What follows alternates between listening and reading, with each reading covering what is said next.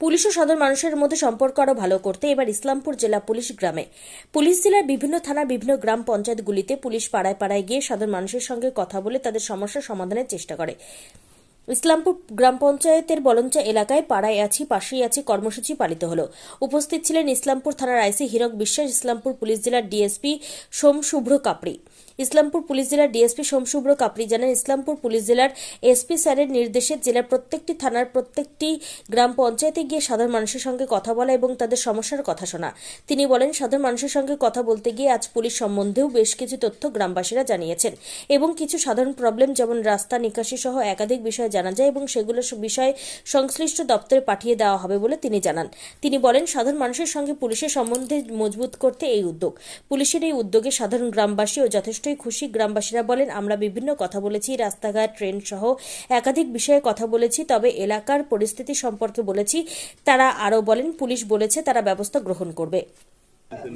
আমাদের ইসলামপুর পুলিশ জেলার মাননীয় এসপি স্যারের উদ্যোগে আমরা এই শুরু করেছি পুলিশ অ্যাসিস্ট্যান্ট বুথ প্রতিটা জিপি ওয়াইজ।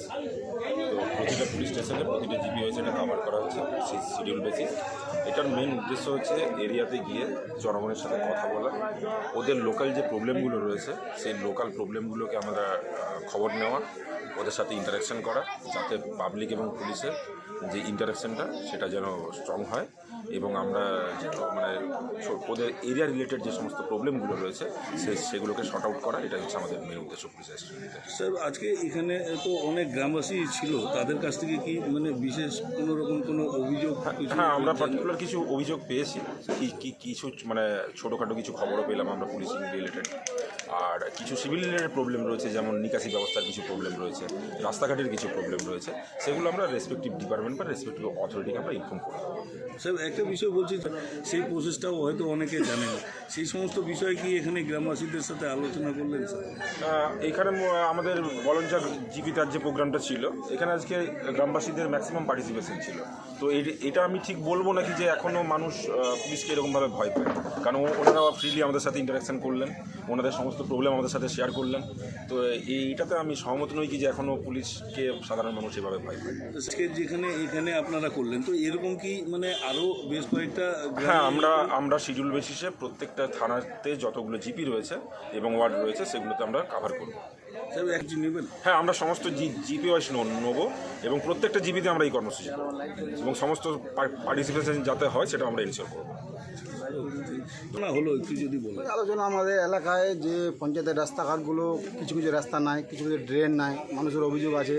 তারপরে টাস খেলা হচ্ছে, তারপরে দারুর আড্ডা হচ্ছে এখানে। এগুলো আবার যে হিসাবকে সবাই বললো, হিসাব লিখে নিয়ে গেলো। হিসাব বললে ঠিক আছে, আমরা ওইভাবে আমরা কাজ করবো। আমরা হিসাব নম্বর নিজের পার্সোনাল নম্বর দিল, ডিএসপি সাহেবের নম্বর দিয়েছে কথা বলার জন্য পার্সোনাল হিসাবে।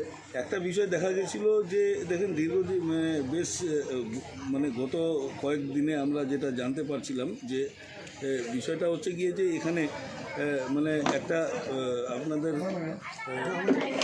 যে ব্রাউন সুগারের একটা কোনো চক্র এখানটায় এরকমভাবে এখানে সক্রিয় হয়ে উঠেছিল, যে এই সমস্ত এলাকায় তারা বিক্রি করতো বা এই সমস্ত আমাদের প্রায় যুব সমাজকে নষ্ট করে দিচ্ছিল, এরকম একটা কিছু ইসে ছিল। তো সেই সমস্ত বিষয়ে কি আপনারা কোনো তথ্য দিতে পারেন? আগে ছিল ওটা, আগে ওরা সবাই জেল খাটে খাটে আসছে, তারপরে একটু কম হয়েছে এখন। তারপর হিসাব হিসাব নম্বরটা দিল, আর ওদের কন্ট্যাক্ট করবে, যারা যারা আসবে হিসাব বললো তো আমাদের ধরে যাও, ধরে দিবে গ্রামের লোক। এইবার আর যারা মাল বিক্রি করে তারা গ্রামের লোক, তাদের উপরে চাপ করবে, তারা অ্যাকশান নেবে। গ্রামের লোককেও হিসাব নিজে বললো তোমরা অ্যাকশান নাও, আমরা আজ তোমার সঙ্গে আছি।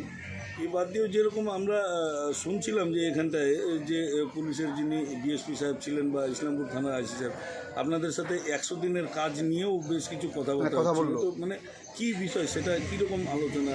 100 দিনের কাজ নিয়ে কথা বলে, 100 দিনের কাজও তো এখন পঞ্চায়েতে নাই বলে। 100 দিনের বলে কাজ নাই, কিন্তু 100 দিনের কাজ হলে রাস্তাঘাট হবে, কিন্তু রাস্তাঘাট হচ্ছে না। 100 দিনের কাজ যদি হয় তাহলে রাস্তাঘাট হবে। অনেকে এরকম আছে রাস্তাঘাট হচ্ছে না।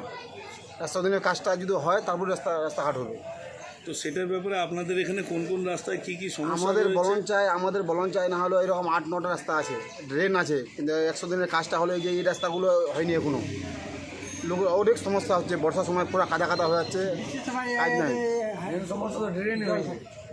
বলঞ্চায় ড্রেন নাই, রাস্তাঘাট ভালো নাই। তো 100 দিনের কাজটা হলে এগুলো সমস্ত মেটবে, না হলে তো মানে মানুষের অসুবিধা হবে। আর একটা বিষয় যেমনটাই আপনি দেখলেন যে আমরা কিন্তু যারা এখানে পুলিশের আধিকারিকরা ছিলেন আমরা তাদেরকেও বললাম যে অনেক সময় হয়ে যায় যে অনেক মানুষ গ্রামের মানুষ অনেক ভয় পায় পুলিশের কাছে যেতে। এই বিষয়ে কি কিছু রয়েছে না না আপনাদের মধ্যে? কোনো পুলিশের সামনে খোলে কথা বলছে, পুলিশের সামনেই ওদেরকে বসাইছে, কেউ ওই রকম নাই, ভয় পায়নি। আর পুলিশ সামনেই আশেপাশে বসায় কথা বলছে, মানুষের নিয়ে ঠিক আছে। পুলিশ তো রয়েছে আপনাদের সমস্ত রকমের না না সুযোগ ওই রকম সুবিধা কোনো ভয় দেখার নাই, ওই রকম জন্যই। কোনো ভয় নাই। তো সেদিক থেকে কোনো কিছু ইসে নেই, আপনারা পুলিশের কাছে